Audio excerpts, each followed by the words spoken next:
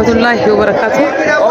أبوليين كين كيستو شيخ أمين إبرو أمتا كين أمتا أنا فديس مرسخ دقوق صنتين مرسخ نادراس أمني بيلي يكون أمتا كين أبني جريتشولان ولواين تين ولواين كالين أسفتيه ددبيدان أما وجه مرسخ دي أنا خد الدبيدي واحد نوسانيتيف مكاخ يافي مكاخ بشي سانا فديسين قد غلطوما والفادة شو مرغبيتو سومنا رمضان كنا كيستو مني كين وقال مغروبني كروم نموت بيخيتو نمني كين غرغار سموتو مانيس فكن غويا چانا دبته hojjetaa mootummaatti hoggansi aanaa hundi akkasumatti immoo immoo abbootiin qabeenyaa daldalaan cuftii cina dhaabbatus haa ta'u malee gargaarsi amma dhufe kun gargaarsa kamiyyuu caalaa kan yeroo isaa eeggate uummanni waan furuun keessattuu aftiraa wajjin sol qabatee namni edan waan hin bulli waan buluun waan hin qabneef akkaataa kana yeroo keessan eeggatanii nama keenya magaalaa bakkootii fi magaalaa facaatuutiif yoo xiqqaate maatii 400 fi ol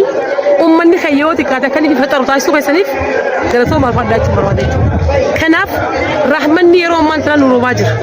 Rahmanni ilma namaa keessa jira jechuudha. Ilma namaa keessa ilmi namaa kun wacaa dhaabbatee wal gargaaree rabbiillee bakka haayituun qabu jechuudha. Rabbiin nu malee biraatti hin qabu waan ta'eef deeraan rabbiitillee bal'oodha waan taateef. Shaniilee gargaarsa ka godhu abdii guddaan qaba jechuudha. Kanaaf uummanni keenya shanii akka facaasu nu gootanii jirtan jechuudha. Akka uummanni keenya waa faxaru gootanii jirtan. Amma qofa osoo hin ta'in marsaa meeqa akkuma rafii jalqaba rakkaasetti jechuudha. Deddeebiidhaan olumaan keenya asitti nu gargaaruu keessa. Fiddanii kan dhaabbatanii nu gargaaruu keessaniif galatoomaa ulfaadhaa kana caalaa zojaan keessan rabbi birattis nama birattis biyya dachaa dhaabbatee warra waa mallaqaanis qarshiinis kadeeggaraa jiru bakka irraa baatesan dachaa rabbi akka dabaluuf hundi keenya gaasawwan rabdaan afaanii qabna waan ta'eef rabbi beelawaa ka quubse ka nyaachise inni nu waan bakka buusuu ni beeka jechuudha.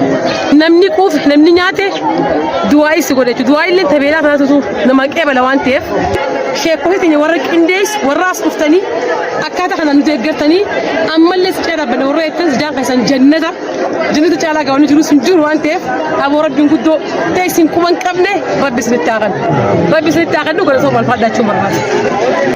Faamiin faan akkasuma kan sagalee kana nu waraabaa jirus obboleessi keenya marsaa tokko ol dhufanii kana duraan deeggaraa turtan aanaa fadisi baga nagaan dhuftan jecha itti aansuudhaan uummata musliimaa ka biyya keessaa ka biyyaadha baga baatii kabajamtu baatii ramadaanaa kan isiniin geen jaa itti aansuudhaan soaba baatii kana qabduga sheekkotaa keenya yeroo ibsan dhagaa turre isii tana kabaja baatii tana keessa kabaja jiruuf ulfina jiruu fi kan hubaa jiru wajjin soaba baatiin tun qabdu rakkuma tokko chaatu biyya keessa.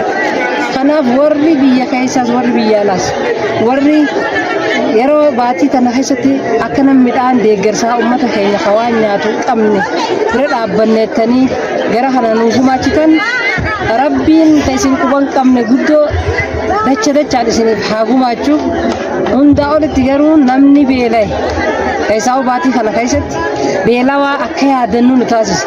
Sababni isaa namni amma galgala hiraabbanneeti furuudhaaf baay'ee beelaan rakkachaa zaasan eegganna jechuudha. Kaan shurbaa kaayatee kaan maal kaatee warri kun immoo soomanuma rabbiin nurratti akkanatti jabeessa kana warra hanqina beelaatiin keessa jiru. Agartanii akkanatti isinillee gamana fidachuu keessaniif dhugaa dubbachuuf hedduu namatti tola. Namni waan qabu sadaqatu rabbiillee isa quba qabaata. Gaafa waan harka jiru kannatte tababaa jirtu rabbiin si gabbaasa. Kanaaf warri waan kana deeggarsa kana nu gootan rabbii gaditti deeggarsa keessan uummata keessan irraan citin bakka kannattanii dhabina kannu warri fiddanii nu dhuftan immoo ulfaadhaa isiniin jedha.